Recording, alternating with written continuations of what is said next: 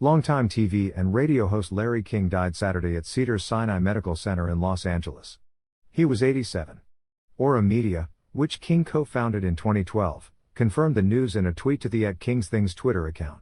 A cause of death was not immediately available Saturday, but he had reportedly been hospitalized recently with COVID-19.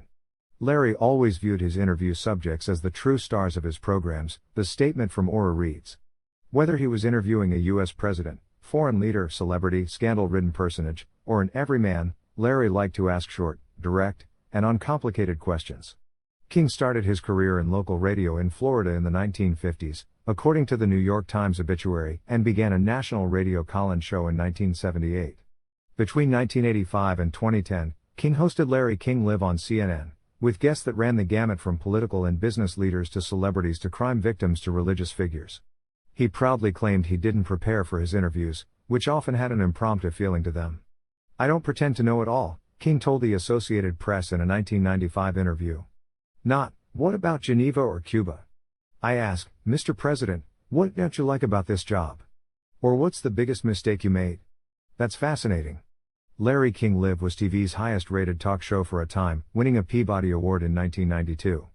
In 2012, he launched a new show, Larry King Now on the on-demand Aura TV. He later became known for a string of infomercials. His Twitter account @KingsThings became a virtual version of his syndicated newspaper column, where he dropped random thoughts and observations such as "I guess it's difficult, but can't they make bigger bathrooms on airplanes?" and "Kosher hot dogs are the best hot dogs," tagging the tweets with #It'sMe2Cents. King had a colorful personal life. The son of immigrants, he was born Lawrence Zeiger in Brooklyn in 1933, and eventually ended up in Miami, where he got his first on-air radio gig. He struggled with gambling debts and declared bankruptcy twice.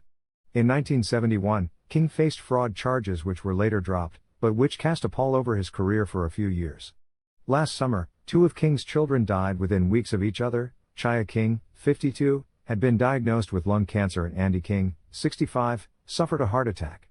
King himself was plagued with health issues in his later years that included several heart attacks, and a quintuple bypass surgery in 1987. At one time a heavy smoker, King was diagnosed with lung cancer in 2017. King is survived by his children Larry Jr., Chance and Cannon. Funeral arrangements will be announced at a later date, according to Aura Media.